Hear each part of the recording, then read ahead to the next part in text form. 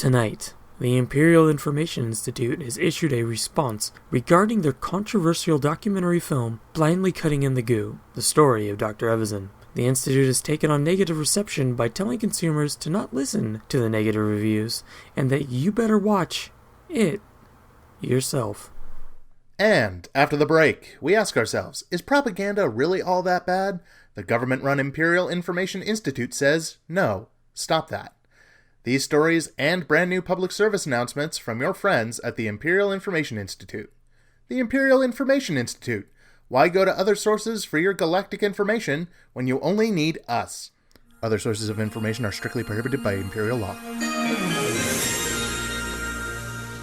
Welcome, galactic citizens, to another episode of Hoth Topics, a podcast about Star Wars.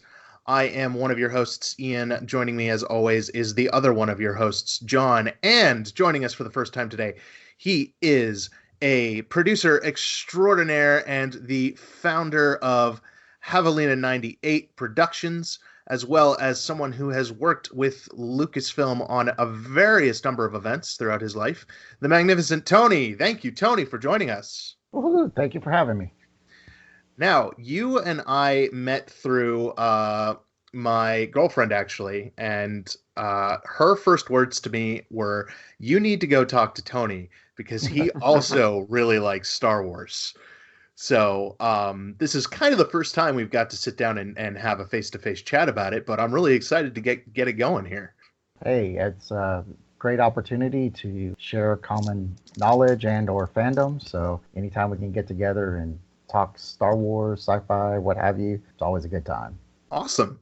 Now, your production company states specifically on the site that Star Wars was one of the big influences for you wanting to get into the film industry. What about going to see Star Wars for the first time captured you in that way? Oh man, probably cliche, but I was probably 6 years old when that came out, so I'm giving up my age here, but that whole, as a kid, walking into the theater and looking up at the screen, and of course the scroll starts up and John Williams' score comes across and just like sends chills, and all of a sudden that Star Destroyer comes out of the top of the screen and I was hooked. It was just like, this is incredible. And for some little movie that nobody even really knew what was about, my parents said, hey, let's go check out this movie. And, like I said, walked out of that theater just like, oh my gosh, this is incredible. And of course, at that age, not really knowing that there would potentially be sequels and things like that. And I just kind of ramped up from there. Like so many other people, that Star Destroyer, coming off the screen like that just blew me away at that young of an age. Yeah, it's so fun to hear those stories of people who were there first, who were able to have that experience firsthand, because as much as Star Wars was for me a game changer as well, and it's one of the reasons why I love film the way I do, but I still, my first experience was on VHS. John, what was your first experience with Star Wars? Was it also the VHS, or did you Laserdisc maybe? Laserdisc. Nice. My buddy had rented 2 DVD or laser discs every week. One was Masters of the Universe, and the other one was Return of the Jedi. So those were the 2 movies we watched back and forth. Though I don't remember a lot of Masters of the Universe. So that first experience, that first movie, kind of really hooked you. So what was it like learning that they were going to do another one with The Empire Strikes Back? When I found that, obviously we didn't have the internet and the massive knowledge that we have today, but we were just, as soon as I heard that it was coming out, it was just like, can't wait to go. And my dad, I remember buying tickets. I was living up in the Dallas area at that point in time. I remember him saying, hey, I got tickets to Empire Strikes Back, and I just could not wait to go see this film. And back then, again, they didn't have these multiplexes that they have now. So waiting in line for 2.5, 3 hours just to go see this movie. And at that point, everybody, had seen Star Wars already. So you had fans and, making new connections and friends while waiting in line for, like I said, 3 hours, 2 hours, whatever, it took to get in. But yeah, as soon as I heard that second one was coming out, I just couldn't wait to go see it. That's awesome. Awesome. Oh yeah, it's incredible how much an icon that series is. That mentality, the whole good versus evil, good triumphs, everybody going through their various obstacles and things that they needed to do to get to where they needed to be, to find themselves. It's so universal, the story, that when George Lucas put that together, I'm not even sure he knew how big it would be and how well people would react to it, but basically bankrupted himself in order to make this happen, because Hollywood really didn't want to invest in this little cheap sci-fi film. So he did it all himself. Kind of glad he did. And I'm sure these movie studios are kicking themselves in the tail for not being able to get a part of that. So Absolutely. Now, as a filmmaker yourself, what are some of the, I guess, in both terms of the story of Star Wars and maybe the technical behind the scenes of Star Wars, what are some things about experiencing those two things that have helped you as a filmmaker in terms of picking projects and how you go about making your films and putting together your productions and whatnot? That's actually kind of interesting because, as you know, the first film, A New Hope, as they call it now, instead of just Star Wars, it, used a lot of practical effects. They built all the models of the ships and ran those while they were filming. And then, of course, in today's world, it seems to be everything CGI. And so when the second trilogy came out, it seemed like they tried to lean and weigh more heavily on the CGI, which, honestly, I like the stories and everything behind that, but I felt that it almost seemed like it was more of a video game. I was in the middle of a video game as opposed to actually in the moment live story. Like I said, don't get me wrong, I love the stories, but I feel that they kind of went away from what made Star Wars what it was. In this last trilogy, I feel that they did a great job, or are doing a great job, since it's not over yet, combining the two together, using practical effects with the CGI. And I mean, it's so massively done now that it's very difficult really to tell what is CGI versus practical anymore, because the technology is such that they've been able to merge that together so well. As far as my productions, I really prefer the practical effects. I just think there's something to be said about, building these props, or, figuring out a problem on how are we actually going to make this work. The idea is great, but how are we actually going to accomplish that? And the building of the practical effects, I think, adds to that. Now, the problem is you screw up a prop and then you get delayed and have to build another one, or hopefully you've had the budget to incorporate multiples, but sometimes that's not the case. So therefore you got to be careful when you're actually using these props.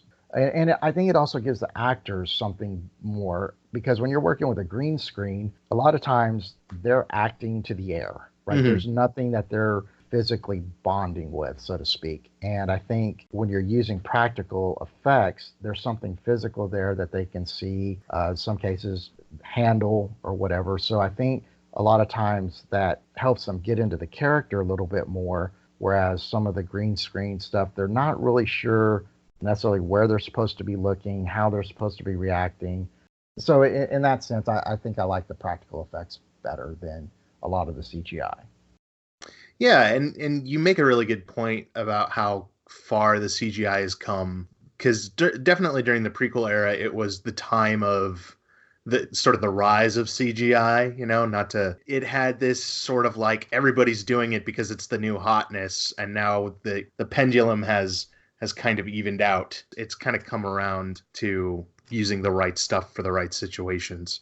John, you're really big into the prop making and that side of things. What are your thoughts on the practical effects side of things, as someone who I absolutely have like the same view of some of the newer movies that, or I say newer, I mean anything past the original trilogy that Tony has, where they relied a little too much on CG. And it to me, it was very obvious when they were doing that. like you said, Tony, sometimes the actors didn't really look like they knew what they were doing because they didn't know what was going to be around them. Ian, you and I in our last episode, when we were talking about the blasters, the fact that they use these physical props, not just for the blasters, but for the ships and a lot of the sets and such and so forth.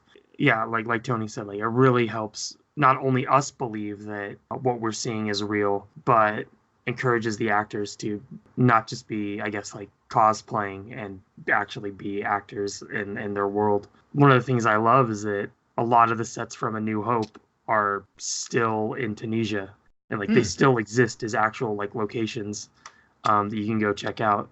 That just like kind of shows the longevity of these, physical assets that they're using, as opposed to, I guess you could go to the studio that the Mustafar duel was shot in, but I mean it's not going to have the same effect as going and looking at the Lars farmstead in Tunisia. What, you don't want to go look at a bunch of blue screens and boxes?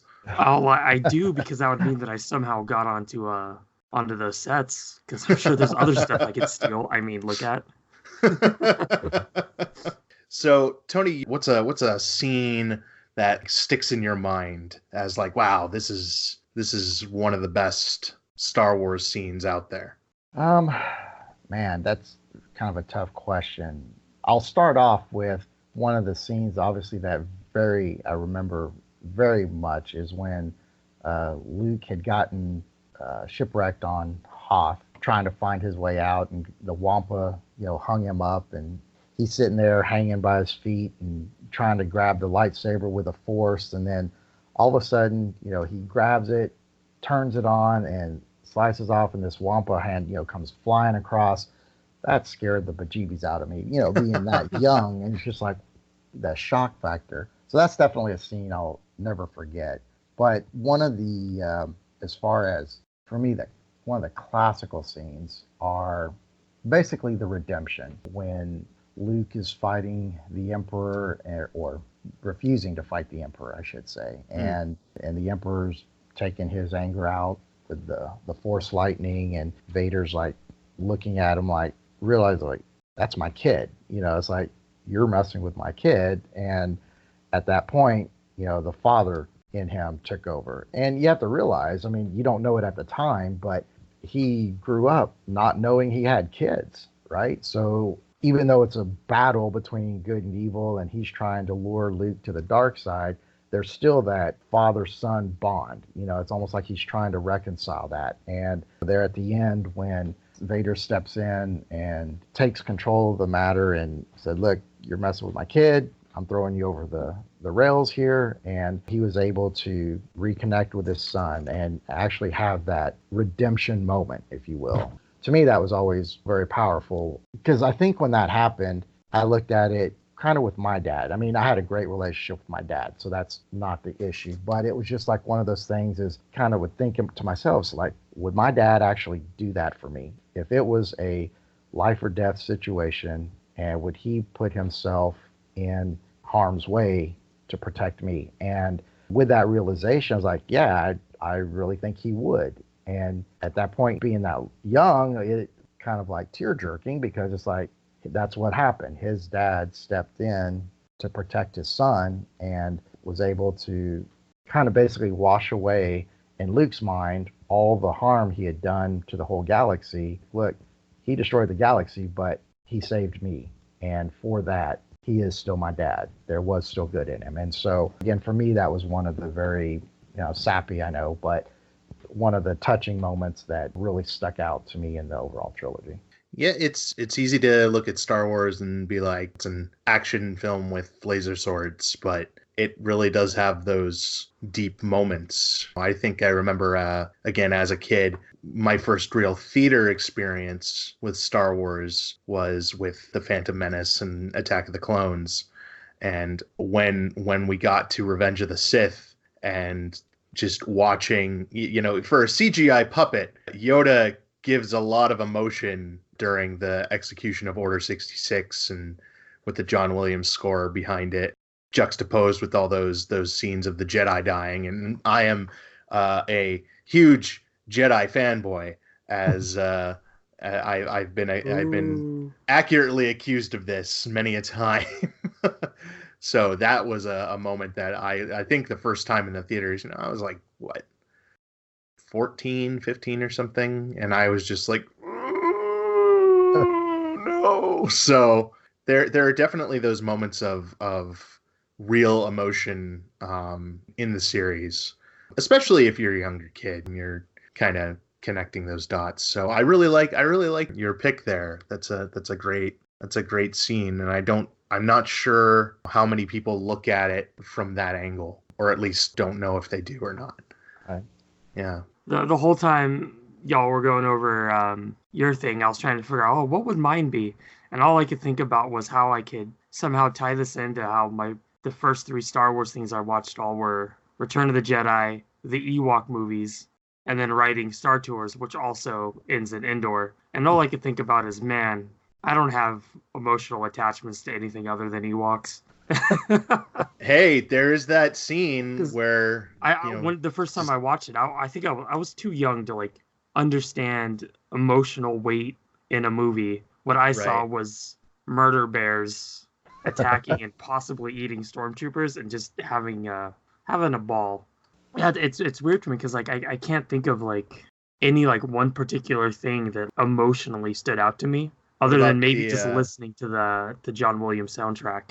I have of all the Star Trek, man. I have heresy. What I was about to sit down and eat lasagna, and then you started the call, and now it's in the fridge, and I'm hungry. The Phantom Menace soundtrack is probably my favorite soundtrack because I think John Williams went overboard on inserting characterization of characters into their theme songs, and I have nonsensical views on a lot of that song, those tracks that I'm sure are shared by me, and the guy in the mirror was also me.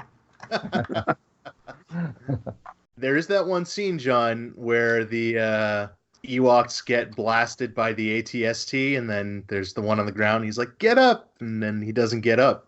That's sad. Yeah, when I saw that, I was like 8, and what I saw was a giant metal thing shoot little bears. And I didn't really have an emotional connection to that. I was like, yeah, that's what I would do to the bears. Wow. They killed and ate my friends, possibly. We don't know. Right. Allegedly. See, John's an Empire sympathizer. I don't know if you're aware of that or not, but the correct choice. Yeah, sure. So, how about a favorite character of yours, Tony? Oh man, that one is a tough one because we ask the hard-hitting questions here. It is because each one has their own characteristics, and obviously that's what makes this such a great series. I would have to probably say Chewbacca, and try not to get a little choked up here, obviously, since Peter just passed not too long ago. But his character was one that he showed loyalty. It didn't matter what kind of trouble Han got him into. He was always there to bail him out. And again, I kind of relate that. I'm sure we all have friends that, we're that guy that there's always that one friend that finds his way into trouble no matter where he goes, and you're there to kind of back him up. And that's kind of how I felt, Chewbacca was with Han. It just didn't matter what kind of trouble he got into. He was there to back him up. Again, later on in the films, Solo, we find out why that was. He helped him escape a prison and what have you. So, there was kind of that life debt, if you will. But the friendship was honestly there, and you saw that relationship in the films. And it was one of those things, too, where not only was he loyal to Han, but any of his friends. With a short thought of Lando, he may have snapped his neck, but when he realized what Lando was doing, he lets him go, right? It's that character, the loyalty aspect. Everybody loved the hugs from Chewie. He's just a big, giant Wookiee. Everybody liked the Wookiee hugs. So he, like I said, for me, I think that's why, he was always there. Didn't matter what was going on. He was going to be there to have your back no matter what. So yeah, I guess that's one of the reasons why he's one of my favorite characters there. That is an excellent choice. I like that take on Chewie. I've always felt that the I don't know if it's still canon, the life debt. If it's made on screen, it's still considered canon.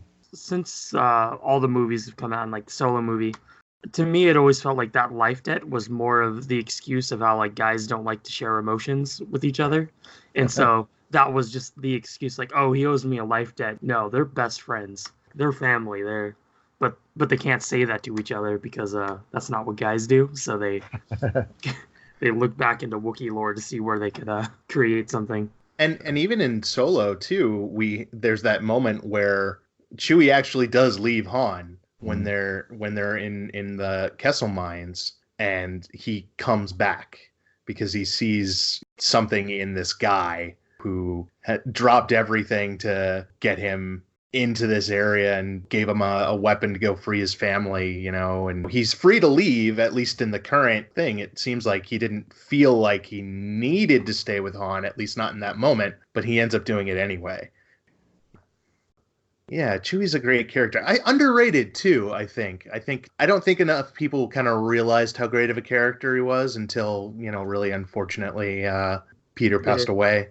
But kind of just seeing all that kind of love for the character exude out, and seeing, and seeing Eunice too, Sotamo talk about becoming Chewie and working with Peter Mayhew and how just getting that side of it too. It's been the character's getting a lot more love recently, and I like seeing that. I like seeing that a lot. And I will say I'm glad that they opted to go with a different visualization of Chewbacca versus the original Ralph McQuarrie version, which, if you go to Rebels, Zeb is actually what Chewie was supposed to look like, right? Right. So, terrifying creature. Exactly. I don't think the market value would have been as much had they gone with him, but yeah. I'm looking at my 6-inch figure collection over here, and there's a big Zeb-shaped hole where all my Rebels characters are. Just like, release the Zeb! Speaking of collecting, you're something of a collector yourself, is that right? I have a few pieces here and there, I've been told. So yeah, actually, it's kind of unfortunate. Most of my vintage collection, with several of the storms and everything, and growing up, got pretty much demolished and almost non-existent. But when I went to college, when they started re-releasing the trilogy and like in 97, and they started putting out product back in 95, I'm like, this is great. I can relive my childhood. So kind of started buying bits and pieces at that point, and then it just blew up, over time. And now I've got most of my collection, I would say, is 95 plus. I have a few vintage pieces, but like I said, a lot of the original stuff got destroyed, and it's kind of been hard to. Plus, with the fact that vintage pieces are a lot more expensive now to get a hold of, and it just. I kind of looked at it as a passing, if you will. It's like, okay, I had them, I enjoyed them while they were there. Now here's the new stuff. So, and I made the biggest mistake that every Star Wars, or any collector really, but more so in the Star Wars world, makes, is I'm going to collect it all. And there's absolutely no way you're going to collect it all, right? Mm-hmm. So after a while, you start going, I can't afford this, or more importantly, I don't have space for it. Then you start having to be a little more selective with the pieces that you acquire. John and I both collect a little bit ourselves, and we focused in on, I'm like, all right, I'm going to collect a few like big pieces that I like, and then focus on one like line of thing. So I've been doing the Black Series 6-inch figures, and I ran out of space for a while, and then I didn't. But then I got a nice little display cabinet and more space. So. Yeah, I recognized from the get-go that there was no way I was ever going to collect them all. So I focused solely on Imperial figures of the 6-inch line, and the tiny shelf that I thought would be more than accommodating is now out of room. I believe that. Yeah. Yeah. Well, it does help that Hasbro's distribution never means that we never see any products over here. So it's so weird. Great excuses to not have to fork out money for figures that I don't really need. Yeah, Celebration's going to be dangerous this year because it's close and I'm going. It's right around the corner, actually. Yeah. Now you've actually worked on a number of the Lucasfilm events, including Celebration and Comic-Con. So how did you start doing that, and what's that experience been like? That was actually kind of an interesting thing and kind of transition from the collection into that. There was a guy in Houston by the name of Chris Garricky he works with the school district down here, special ed and what have you, a really great guy. But it was something where back when eBay first started, it's like, oh, I can get a hold of stuff. And, you'd have those last second bids, right, where everybody would wait till the very last 10 seconds or so and try to get those final bids in. And I kept beating him out of bids for items, like at the very last minute. And at one point, he's like, dude, are you not going to let anybody get anything, right? So, he did kind of a search and found out that I lived within like a 5-mile radius of where he was at. And this was right about the time that Revenge of the Sith was coming out. And so they were going to have their midnight product release. And so we're like, hey, I live over here. Do you want to meet at Walmart? And like I said, we lived relatively close. We met up, became good friends. And at that point, Celebration 3 was going to be the first event that I attended. And so went up there and found out at that time that you could volunteer to work the events. So when Celebration 4 came around in Los Angeles, I put in my application and was selected to go up there and volunteer. The group that I worked with initially was Official Pics, who at the time was the Lucasfilm licensee for photos of the actors, characters, and what have you. So if they were signing legally, which of course all of them did, they had to purchase those photos from Official Pics to be able to sell those. So I ended up working with that organization, and so in so doing, I was able to work with a lot of the actors as they did their signings. Just like a typical con, I was the help. And an opportunity with San Diego and Celebration Japan came up. And so at the time, Mary Franklin was the head of the events, and she reached out and said, hey, we've got these events coming up. We kind of heard what you did at Official Pics. You were kind of recommended, so, we're reaching out. So when I got the notification, it was like for San Diego, and I was like, was so wanting to go to Japan. So I wrote back, I was like trying to be that humble. It's like, well, thank you for the opportunity, but I was wondering, do you still have opportunities for Japan? Oh yeah, we'd love to have you. I'm like, awesome. So went to Japan, worked with Mark Hamill and Anthony Daniels out there primarily. Awesome. Fun thing about it is that you're in a foreign land, the language isn't the same, so you're hanging out with all the English speakers, and which just happen to be all the actors and artists and what have you. So I met a lot of artists that year. I met Steve Sansweet that year. Actually, I'd met him at Fan Days, which was the event that Official Pics held in the Dallas area, their own Comic-Con deal there. But when I went to Japan, some things fell through, so a lot of the volunteers that they thought they were going to have, they didn't have. So I was able to work more closely with the actors than I thought I would. So again, over time, that went well. Then was offered to work San Diego Comic-Con, and that was, a blast. So probably since about 2007, I've been doing events with them, either the Comic-Con, Celebration.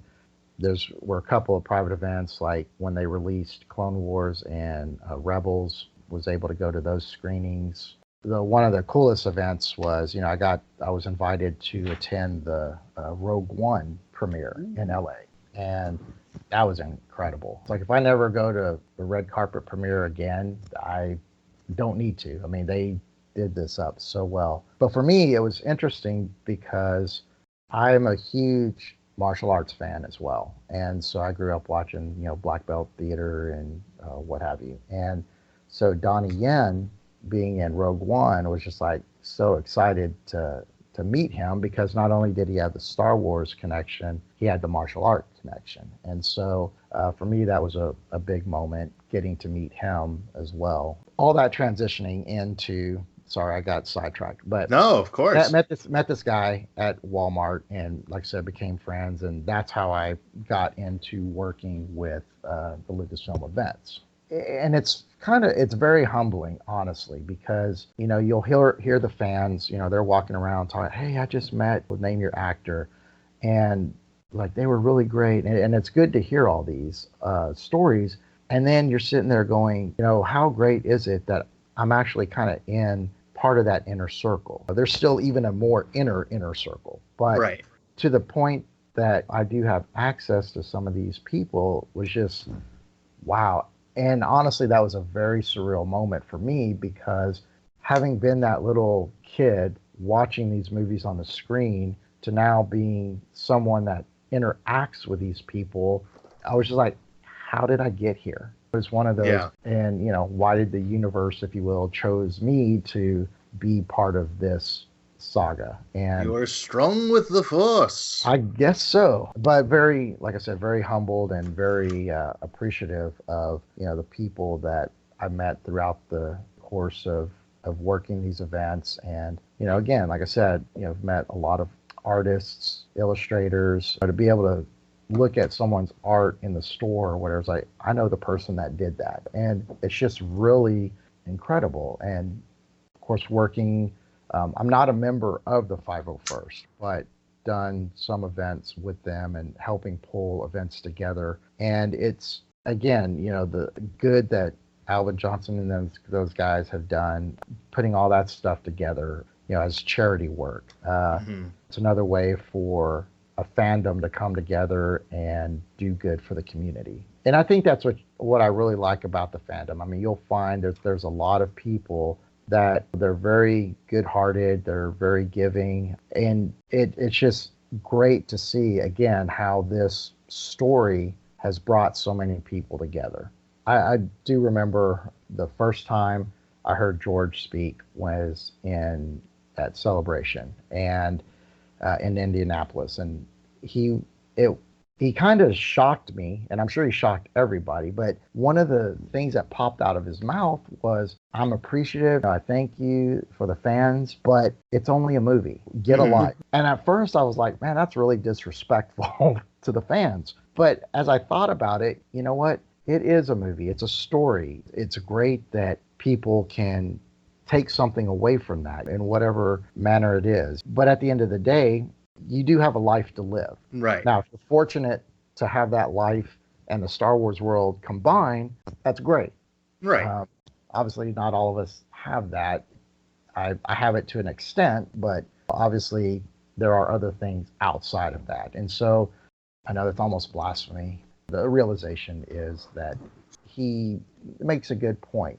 I am grateful for the fandom, but don't get so lost in the fandom that you forget to live your own life. Yeah. Is what I took from that. So, and that's one of those kind of points that I think we all as these mega fans kind of need to think about every now and then. Again, especially lately, we've gotten into this habit of, and we do it on this podcast all the time. We do it because it's fun. We're going to nitpick and dive deep into the lore and, we don't. Talk about, yes, we do. Talk about obscure nonsense, but being able to reel it back sometimes and just be like, look, we're doing this because it's a fun thing. And no opinion of a movie franchise should be strong enough to end friendships and cause fistfights, But that being said, you make a really good point with the amount of good that this story has been able to inspire in people. Last year, for the first time, we started promoting the Kessel Toy Run, which is a Southern California charity that focuses on getting Star Wars gifts for children who aren't going to make it home for Christmas, who have to remain in hospital, and their families. And that's just an amazing thing by itself. John and I are both members of the San Diego Sabres group. We've talked about that many times and how they're just a great group of people. And, they'll do community events and stuff as well. And it's connecting people together through Star Wars. And it's a good thing because sometimes people need that. You never know what someone's going through. Somebody close to them might be going through a hard time and they need something to hold on to, something inspiring, a story where good triumphs over evil and the good guys win, and you can feel like you're a part of a greater piece. And Star Wars has become that for a lot of people. It's a very powerful and effective thing. There's a story that reminded me of, and hopefully I can get through it without getting choked up, because there was at San Diego Comic-Con a couple years back. Comic-Con? No, I'm sorry, it was one of the celebrations. We had a opportunity for people to come in and tell what Star Wars meant to them. It's just a little kind of a video booth type scenario where they would come in and share how Star Wars affected their life, or what they liked about it, what they didn't like about it. Anyway, their input. There was a guy who came in and he was telling the story of his son, who was probably about 8 or 9 years old at the time and who had leukemia. And he said that the way his son would get through the radiation treatments was that he would close his eyes and envision that as the radiation came through, it was like stormtroopers were going through and blasting the cancer cells. And so he saw Star Wars as a safe place, if you will, for healing. And the bad guys were the cancer cells, and the stormtroopers were taking out the cancer cells. And it's like the first time I heard that story, I had tears coming down, because it was just like so incredible. And for those that are going through those kind of illnesses and the pain that they have to go through for the treatments, which is sad in of itself, but to have the strength to be able to say, it's like when I was at my worst, Star Wars helped pick me up to get through that. And and like I said, there were quite a few stories similar, but that one really stuck out in my head to this day. And it's just like, man. It's those type of stories that, again, people come up with, and Star Wars helped them through whatever it was that they were going through. And there was no judgment, no anything, but for whatever reason, that story helped them get through their troubles. So it's just the community never ceases to amaze. You always have you hear a piece of information or a story like that, or see a photo of something really creative someone's done, and it just blows it away. I'm always blown away during a celebration, because the ideas and the creativity that these fans have when they create their own costumes. I'm just like totally blown away on some of the stuff. And honestly, even to the point where the movie hasn't even been announced yet, and there's people that are already wearing the costumes of the upcoming movie. Like how they're getting a hold of this information is beyond me, but it's great to see. Or you'll see somebody who spent thousands of dollars on a stormtrooper outfit. You'll see some kid who doesn't have the money, but he took cardboard and white duct tape and created his own stormtrooper armor out of cardboard and duct tape. And it's just like, it's incredible, the skill and just the ingenuity of the fans. I'm always blown away when Celebration comes around. Yeah, I'm really looking forward to seeing that and showing off too, because John, my resident co-host here, is one of those creative types. Wow. So how many times did you get stopped because of your Star Tours officer uniform, John? Many times. And the thing that I loved about being stopped in that costume is that it's generally Disney employees that used to work on the ride that would stop me. Right. Or Imagineers that would stop to try to figure out what all the Arabesh cards are on my, or signs are on my uniform. Those are the kind of costumes I like to see at the conventions. They're not anywhere near something that you'd call a screen accurate costume, but like the 5 people that will recognize it will be like, that just made my day. Those are my favorite costumes. Right. I think when I was watching the stream for Orlando celebration. The one costume that stood out to me was there was a guy on stilts in a mocap suit, and he just had K2SO's head like up above him. So I was just like, it's amazing. Speaking of the creativity of fans, you've worked on a couple fan film projects in the past. Am I getting that right? I personally have not worked on any of the Star Wars fan films. I am fortunate to know a couple people that have, but I keep trying to get there, and then life gets in the way, and just trying to coordinate schedules for people just hasn't worked its way in yet. But I'm slowly getting there, because eventually I'd like to have that. About the one cool thing I can say is, like, I don't have a film, but for Celebration London, I was able to be a part of the collectors cast there that they had. So they had the giveaways, the medallions that they created as giveaways for the panels.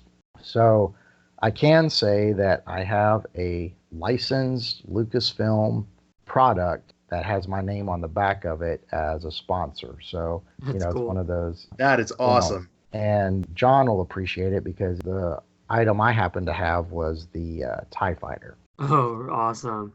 So, but yeah, so hopefully one of these days I'd like to get my name on something else Star Wars related. But if not, then hey, at least I have that one piece. Well, you're certainly seem like the person to come to with some of these big ideas. So you'll get your name on something eventually. I have great confidence in that. I appreciate that. So, we've spent a lot of time talking about the present and past of Star Wars. What are you looking forward to in terms of the future of Star Wars? Because we've got Rise of Skywalker coming out kind of in the short term, and I'm just now realizing it's September, like mid-September. That's frightening. And going forward, we have all these projects we're not necessarily used to seeing in Star Wars land. Right. Live action series, kind of the big unknown, what happens after the Skywalker saga. So what are you looking forward to for the future of Star Wars? Actually, I'm really looking forward to the Mandalorian series. I think Jon Favreau is going to do a really good job on that, and I'm actually excited to see a lot of the other bounty hunters or types of bounty hunters that are going to be coming out in that series. I think everybody's always had that mystical lore of where did the Mandalorians come from, and it got touched a little bit on Rebels and what have you, but at the same time, it's like, what was their background? For the longest time, Boba Fett was awesome, but nobody knew where he came from, or even though Attack of the Clones kind of addressed a little bit, they formed all these clone troopers out of them, but at the same time, you're like, okay, but it never really said anything about where his dad came from. So understanding maybe a little bit more on the Mandalorian lore, I'm excited about that. Of course, the only one wiser than Obi-Wan is Yoda. So I'm really kind of looking forward to see hopefully they fill in a lot of the backstory between, obviously, when he went to Tatooine and that whole period. And to kind of see, everybody had the theories way back when. It's like, okay, did he ever hook up with anybody? Did he have a love that he had to give up, or she was taken from him, or just what made him get? Because in my mind, there had to have been something other than just watching out for Luke that made him become a hermit. And so, what was it? What was it that he was having to reconcile within himself? So those I'm looking forward to. I'm excited about Clone Wars coming back.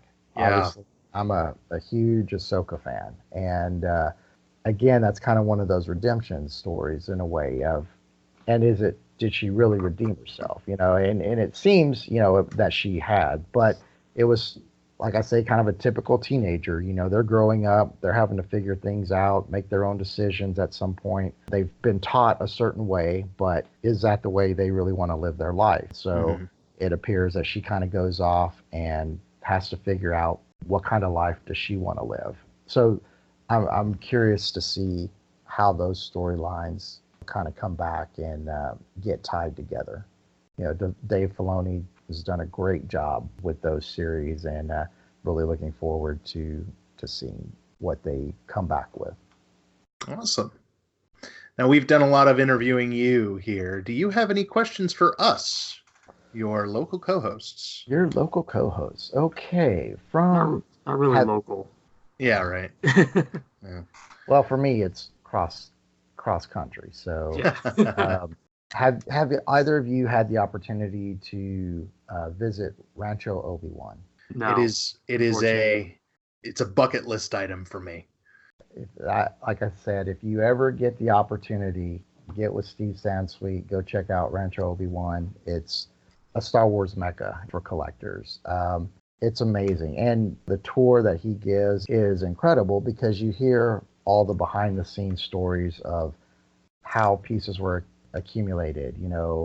This was something that was going to be thrown away, and they grabbed it and found out, oh, that was the door to the cantina, or just different things like that. Or somebody wanted to build a Star Wars piñata, so they made this really cool bantha piñata, and it's, again, part of it's a creativity. I mean, you'll see obviously licensed materials, but some of the unlicensed things that collectors or people have made, fans have made to put in the collection are really intriguing as well. And again, it goes back to the creativity of people. There's some of these sculptures and or items that are created that you would assume that they were professionally done. Some of them may have been, maybe that's the craft that these people do, but then just seeing some of the other stuff, and the stories behind the acquisitions are actually mind-blowing sometimes. Yeah, it's absolutely a bucket list item for me. I need to make it out there at some point. I think that might be like a big like self-gift one day.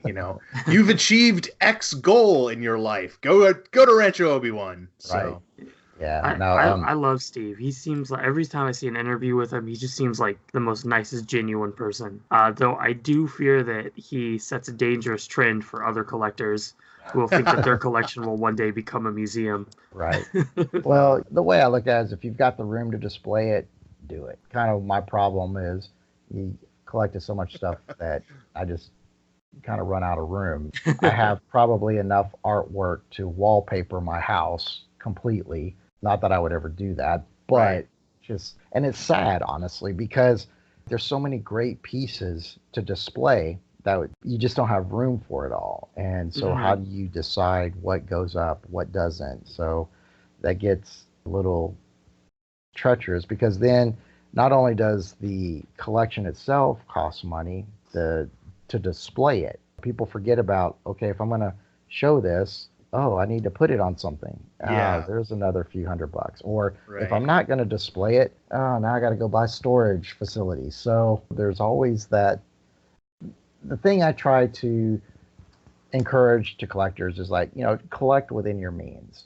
And those of us that collect do not adhere to that. But at the same time, it's a nice thought, because again, then you start kind of getting like, I'd really like to display that, but I don't have room. And then it kind of becomes a little depressing, honestly, because you're like, there's so much great stuff, but I can't show it all.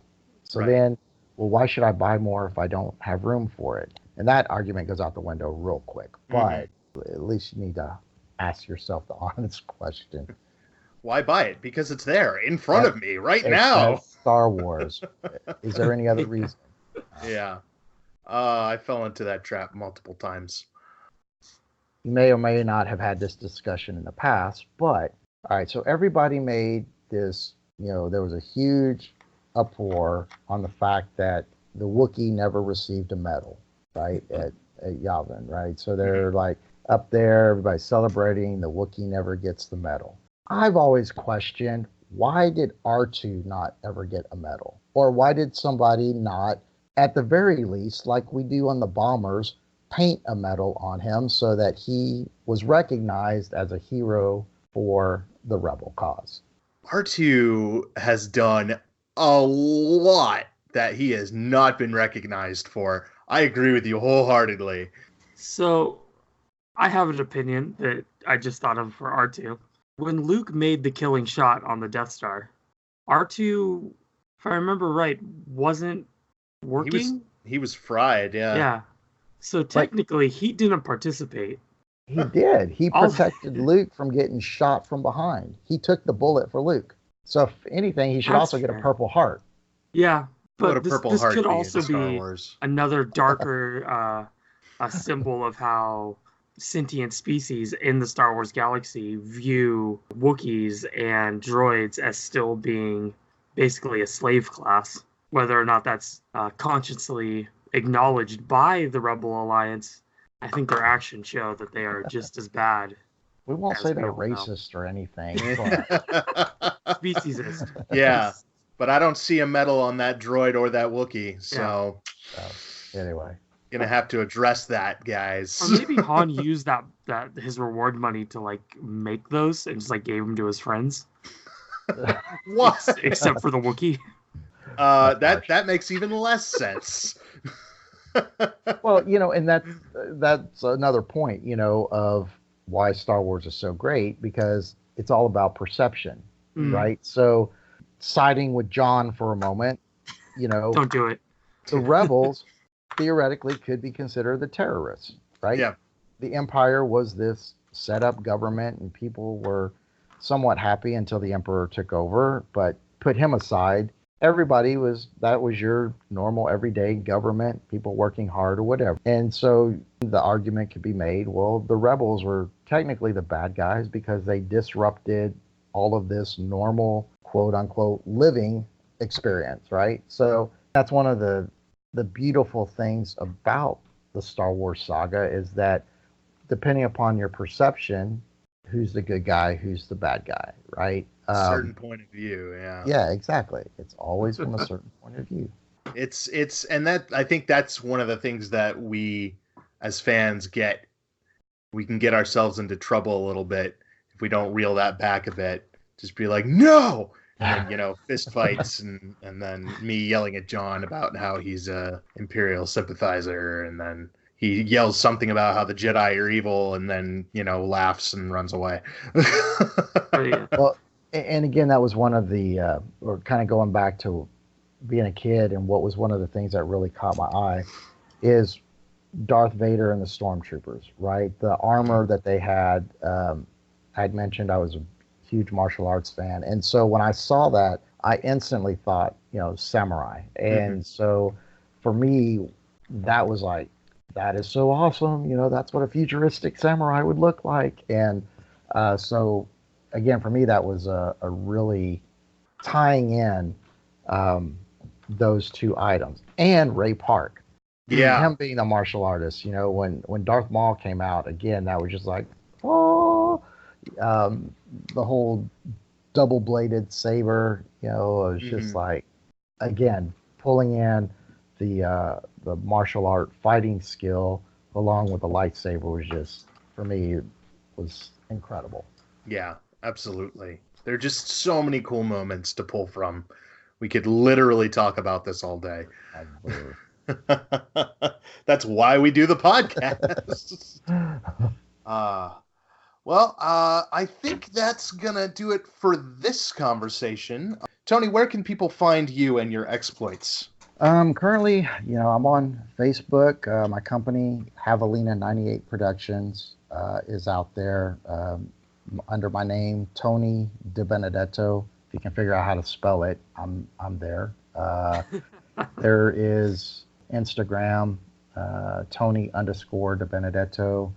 But yeah, like I said, the Javelina 98 Productions .com. I forgot to finally got the website up, and that will have a list of all the movie projects that I've worked on, alongside the IMDb under Tony Debenedetto as well.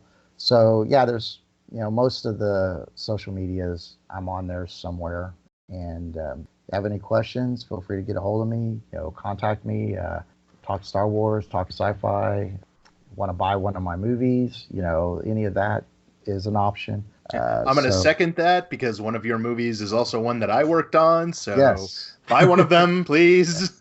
Yes. I've been really fortunate, aside from Star Wars, being able to being in the industry. And I think Star Wars probably opened up a lot of those doors for those other connections to, be able to work with people like Michael Biehn and Dee Wallace and, Gabrielle Stone.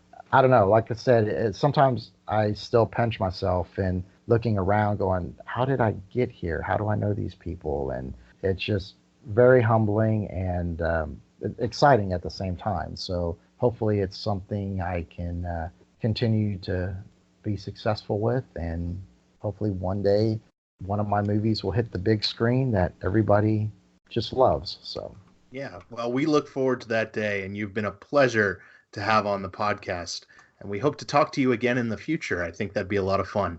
Maybe we'll do an in-person interview next time you're in Los Angeles. I'd love to come by. Again, I appreciate you guys having me, and enjoyed the time together. Absolutely, and we'll see you at Celebration this year. I hope so, unless something comes up. I plan to be there. Yep, we plan to be there as well. Awesome. Thank you very much for joining us on this episode of Hoth Topics, a podcast about Star Wars. If you would like to find out anything more about our podcast, you can go to hothtopicspodcast.com, shoot us an email at hothpod, or tweet at us on the Twitters at hothpod. And the email address is hothpod@gmail.com. I don't think I did the full address. I've done that a number of times before. I'm bad at this. Woohoo! For everybody here at Hoth Topics, I've been Ian. I'm so excited to eat lasagna right now. You don't have any idea. That is a very hungry John. And Tony, once again, thank you very much for joining us. Thanks, guys. We will see you next time. Closing music. Closing music. Credits. Screen light.